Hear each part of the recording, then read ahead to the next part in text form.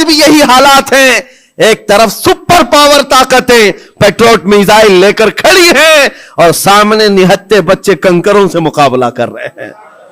میرے عزیزوں, چھوٹے چھوٹی لکڑیوں سے مقابلہ کر رہے ہیں. بظاہر دنیا کو آج دیکھنا چاہیے. کربلا کی داستان سناتے ہیں, ہو سکتا ہے کسی کو یقین نہ آئے. ایک طرف 22,000 تھے, ایک طرف 72 تھے. لوگ ہو سکتا ہے کہانی سمجھتے ہوں. آج کی اس دنیا میں آنکھیں کھول کر دیکھ لو, ہائی ٹیکنالوجی ایک طرف ہے اور نہتے چھوٹے سے بچے ایک طرف ہیں. لیکن ان کا جذبہ تو دیکھو, ظالموں کے ہاتھ میں ہاتھ دینے کو آج بھی تیار نہیں, بلکہ آج بھی ڈٹے ہوئے ہیں, جمے ہوئے ہیں. اور ان کا جذبہ صرف اتنا ہے, بیت المقدس کو آزاد کرا کر کے دم لیں گے. اور میرے آقا کا فرمان ہے ان کے ساتھ, وہ آج یا کل ختم ہونے والے نہیں. میرے آقا نے فرمایا یہ جماعت قیامت تک حق کے لیے لڑتی رہے گی. جو اللہ کی راہ میں مارے جائیں انہیں مردہ مت کہو, وہ زندہ ہیں, تمہیں اس کا شعور نہیں. اللہ قرآن میں فرماتا ہے وَلَا تَحْسَبَنَّ الَّذِينَ قُتِلُوا فِي سَبِيلِ اللَّهِ أَمْوَاتًا بَلْ أَحْيَاءٌ عِنْدَ رَبِّهِمْ يُرْزَقُونَ. جو اللہ کی راہ میں قتل کیے گئے ان کو مردہ گمان بھی مت کرو, وہ اللہ کی بارگاہ میں زندہ ہے اور انہیں رزق بھی دیا جاتا ہے. یہ عزیزان گرامی وقار, یہ پوری دنیا میں آج جو چل رہا ہے اس پر میں کچھ باتیں عرض کرنا چاہتا ہوں. موت کسی بھی زمانے میں عام نہیں ہے, بلکہ ایک بڑا حادثہ سمجھا جاتا ہے اور اس کی نندا کی جاتی ہے, اس کی مخالفت کی جاتی ہے جو زبردستی کسی کا قتل کیا جائے. یہ اور بات ہے کہ دنیا طاقت کی پجاری ہے, دولت کی پجاری ہے. جس کے پاس زیادہ طاقت ہے, جس کے پاس زیادہ دولت ہے, لوگ اس کی حمایت میں کھڑے ہوتے ہیں. مظلوموں کے حق میں کھڑے ہونے والی جماعتیں بہت کم ہوتی ہیں.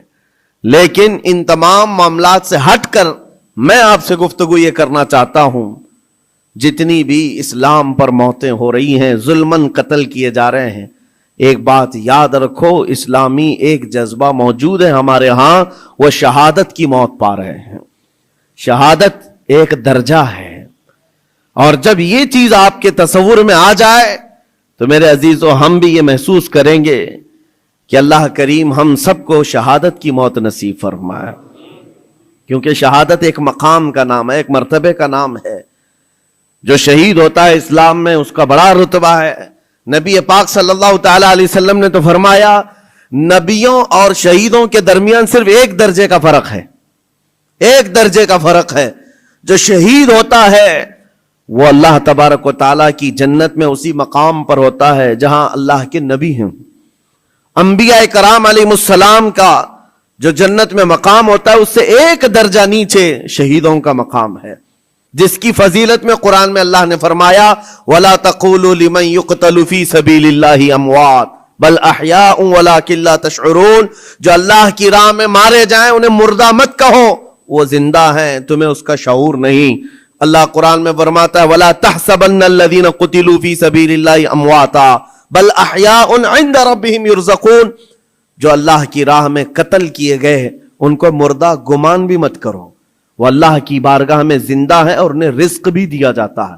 یہ شہیدوں کے متعلق قرآن کی صاف 2 آیتیں موجود ہیں. یہ شہید حقیقی کے بارے میں. ویسے شہید حکمی بھی ہے, 7 قسم کے الگ الگ ہیں. جیسے نبی کریم صلی اللہ تعالی علیہ وسلم نے فرمایا دیوار کے نیچے دب کر کے کوئی مر گیا, آگ میں جل کر کے کوئی مر گیا, پانی میں ڈوب کر کوئی مر گیا. خودکشی کی بات نہیں, حادثے سے خود جلا کر کے مرا ہے, خود پانی میں کود کے مرا ہے, اس کے لیے نہیں. حادثے سے آگ میں جل کر مر گیا, یا پھر پانی میں غرق ہو گیا, یا پھر کسی بڑے حادثے میں, یا نیمونیا کی بیماری جس کو ذات الجنب کہا جاتا ہے, اس میں اگر کسی کا انتقال ہو گیا, یا پیٹ کے درد میں کوئی انتقال کر گیا, یا وہ عورت جو بچہ ہونے کے وقت انتقال کر گئی, ان سب کو شہید کا درجہ دیا جا رہا ہے. یہ شہید حکمی ہیں, یعنی حقیقی شہید کا مقام ایک الگ ہے, لیکن ان کو حکمن شہید کہا جاتا ہے.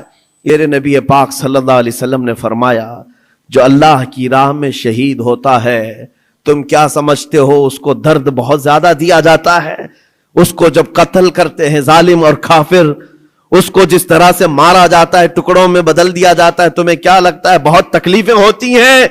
میرے آقا صلی اللہ علیہ وسلم فرماتے ہیں شہید کو اتنی تکلیف بھی نہیں ہوتی جتنا تمہیں چونٹی کاٹنے سے ہوتی ہے. اس کو اتنا درد بھی نہیں دیا جاتا. وہ اللہ رب العزت کی بارگاہ میں مامون ہے, اسے دنیا کے درد سے آزاد کر دیا جاتا ہے اس کی موت کے وقت, کیونکہ وہ اللہ کریم کے وعدے پر اتر آیا ہے. میں نے قرآن کی آیت جو پڑھی سب سے پہلے, رب تعالیٰ فرماتا ہے ان اللہ اشترى من المؤمنین انفسهم واموالهم بان لهم الجنہ. اللہ تعالیٰ نے بندوں کے ساتھ ایک سودا فرمایا, ایک سودا کیا. کیا ہے؟ رب فرماتا ہے اللہ نے مومنوں سے ان کی جان اور ان کے مال کے بدلے انہیں جنت بیچ دیا. یعنی خریدار ہیں یہ شہید, اللہ رب العزت کی جنت کے خریدار ہیں, لیکن بدلے میں قیمت انہوں نے کیا دی ہے؟ اپنی جان دی ہے. اللہ کریم کی بارگاہ میں اپنی جان پیش کر کے اس وعدے کو حاصل کیا ہے. یقیناً میرے عزیزو, رب تبارک و تعالیٰ کے وعدے کو حاصل کرنے والی یہ جماعت شہیدوں کی, یہ عام لوگوں میں نہیں ہوتی, عام انسانوں میں نہیں ہے. یہ مقام کا اس کی عظمت جسے پتہ چل جائے اس کے دل سے خوف خطر ختم ہو جائے. میرے آقا صلی اللہ تعالیٰ علیہ وسلم فرماتے ہیں جنت میں سب چلے جائیں گے, جو جنتی ہوں گے قیامت کے دن, جن ایمان والوں کو جنت میں جانے کی بشارت ہوگی وہ جنت میں جا چکے ہوں گے, اور کوئی جنتی مومن ہرگز یہ نہیں چاہے گا کہ جنت سے باہر نکل کر کے آئے, کوئی نہیں چاہے گا. مگر میرے آقا فرماتے ہیں صرف شہید ایک ایسا ہوگا تو اللہ کریم کی بارگاہ میں یہ عرض کرے گا, مولا پوچھے گا اے شہید تجھے اور کسی نعمت کی ضرورت ہے جنت میں؟ وہ کہے گا کہ مولا بس ایک ہی خواہش ہے, دنیا میں تو پھر بھیج, پھر تیرے نام پر قتل ہو کر کیا ہوں, اس لیے کہ شہادت میں جو لطف ہے وہ مجھے یہاں نہیں ملتا. عزیزان گرامی, یہ صرف شہید کے بارے میں میرے آقا صلی اللہ علیہ وسلم نے فرمایا, اور یہ فضیلت بیان کر کے خود میرے آقا فرماتے ہیں, حضرت ابو ہریرہ رضی اللہ تعالیٰ عنہ سے روایت ہے, بخاری شریف کی حدیث سے فرماتے میرے آقا میری خواہش ہے کہ اللہ کی راہ میں قتل کیا جاؤں, پھر زندہ کیا جاؤں, پھر قتل کیا جاؤں, پھر زندہ کیا جاؤں, پھر قتل ہوں, پھر زندہ ہو جاؤں, اور اسی میں اللہ کی رضا حاصل کر لوں. یہ میرے آقا صلی اللہ علیہ وسلم فرماتے ہیں. عزیزان گرامی وقار, جو شہید ہو چکے اللہ کی بارگاہ میں ہیں, وہ نعمتوں میں ہیں, وہ زندے ہیں, بلکہ ہم سب سے بہتر ہیں. ان کے مقام کو پوری دنیا والے ابھی مل کر نہیں پہنچ سکتے. اللہ کریم نے ان کو جو شہادت کا انعام عطا کیا ہے, میں آپ کو بتاتا ہوں صحابہ اکرام رضوان اللہ تعالیٰ علیہ مجمعین کی دو مثالیں. کیا جذبہ تھا ان کے اندر. جب میرے آقا صلی اللہ تعالیٰ علیہ وسلم احد کے میدان کی طرف روانہ ہو رہے تھے تو ایک صحابی عمرو بن جموح رضی اللہ تعالیٰ عنہ, جن کے 4 بیٹے حضور کے ساتھ جا رہے ہیں جنگ میں, کسی کا ایک بیٹا گھر سے نکلے بڑی بات ہے, 4 بیٹے جا رہے ہیں, اور نبی پاک صلی اللہ تعالیٰ علیہ وسلم صفیں درست فرما رہے ہیں. اور یہ صحابی حضرت عمرو بن جموح بوڑھے تھے اور لنگڑے بھی تھے. حضور پاک صلی اللہ تعالیٰ علیہ وسلم کی بارگاہ میں آئے, کہا یا رسول اللہ میری خواہش ہے میں بھی آپ کے ساتھ حاضر ہو جاؤں, بچے مجھے جانے نہیں دینا چاہتے ہیں. 4 بیٹوں نے زبردستی باپ کو گھر میں بٹھایا تھا, اب آپ نہیں جائیں گے, ہم جائیں گے رسول اللہ کے ساتھ. اور باپ اس بات پر لڑائی کر رہے ہیں بیٹوں سے, نہیں میں بھی جاؤں گا.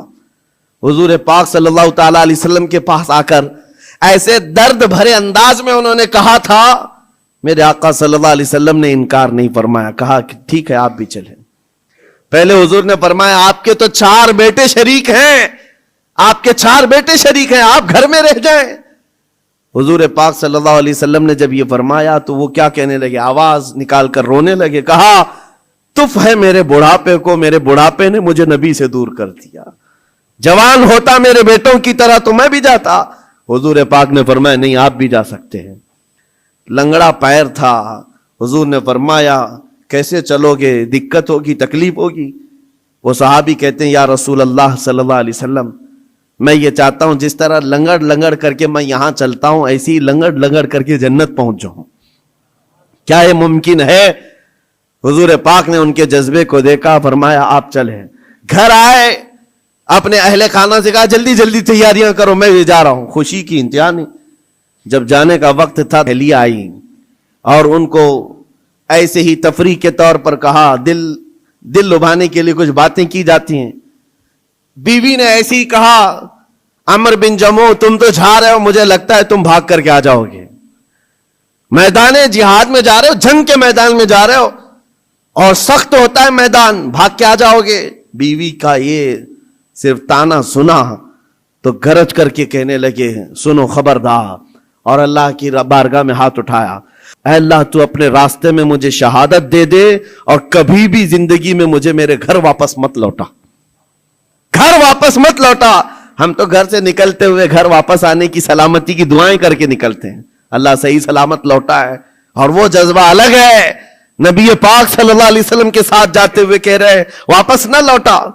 گئے جنگ میں شریک ہو گئے, اور وہ جنگ بڑی سخت تھی, اور سخت امتحان تھا صحابہ کا, جہاں 70 صحابہ شہید ہوئے ہیں, اس میں حضرت عمر بن جموح بھی شہید ہو گئے.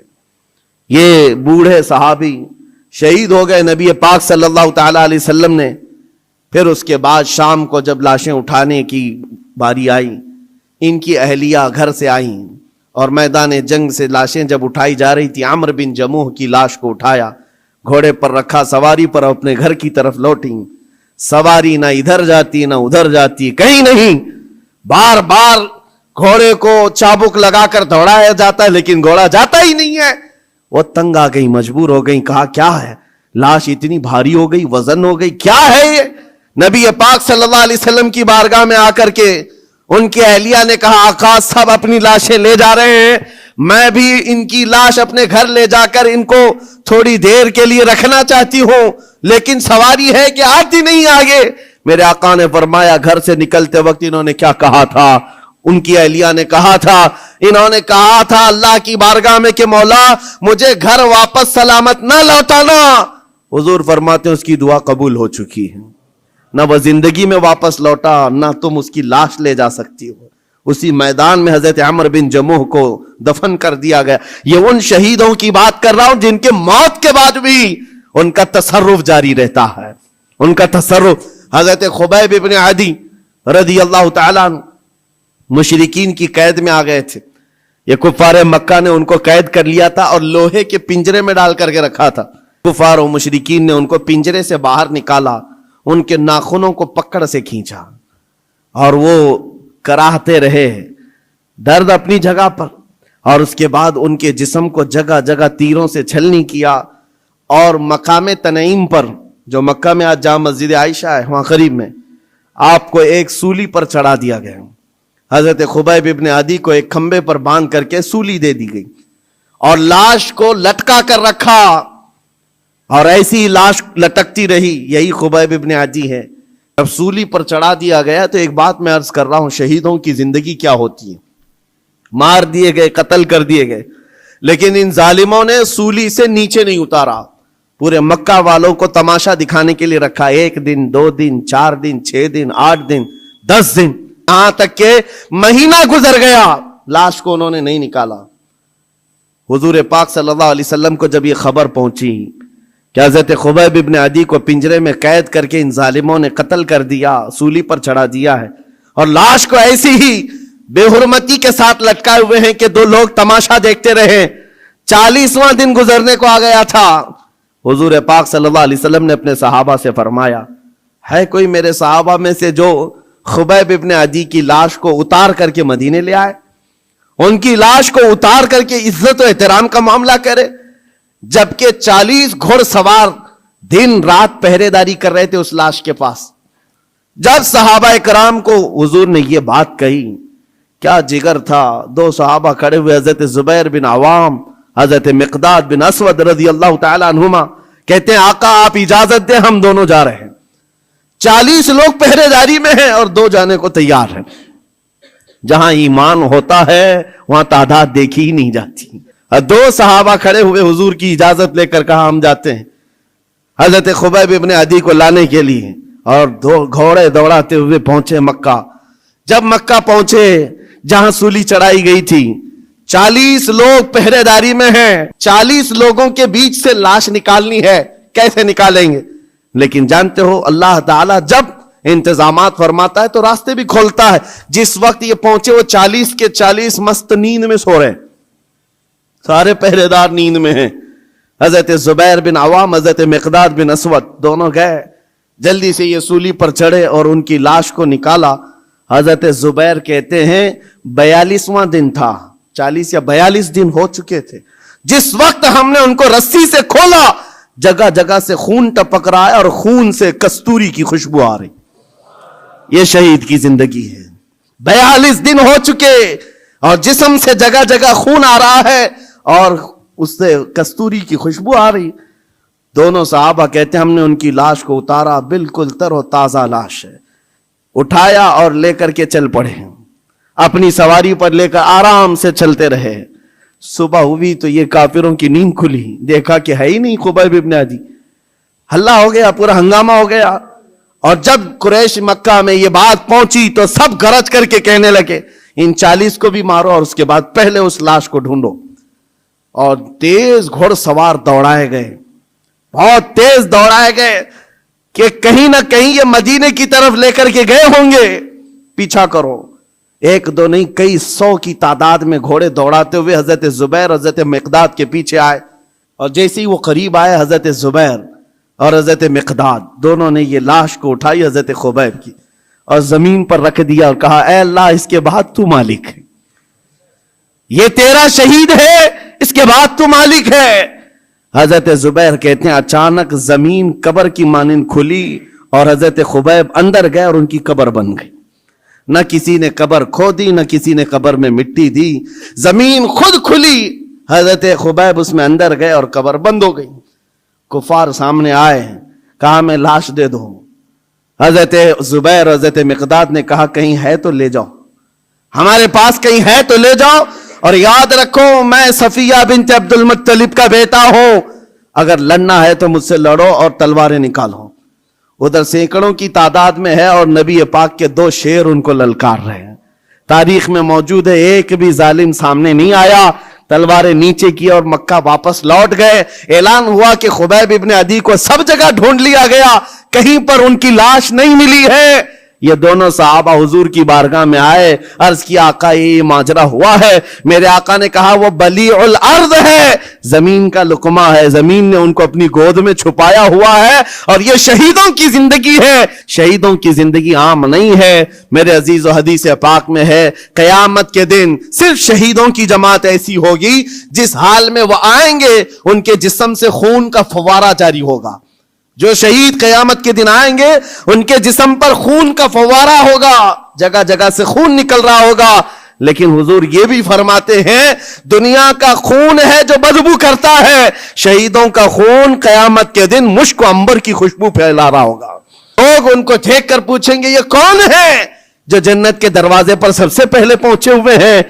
فرماتے ہیں میرے آقا فرشتے اعلان کریں گے یہ اللہ کی راہ میں قتل ہونے والے وہ شہید ہیں جو یہاں دنیا میں مرے تھے تو ایک آن کے لیے اور اس کے بعد زندہ کر دیے گئے اور ابھی تک ان کو رزق بھی دیا جاتا ہے. وصلی اللہ تعالی علی خیر خلق محمد وآلہ واصحابہ اجمعین وآخر دعوانا الحمد للہ رب العالمین.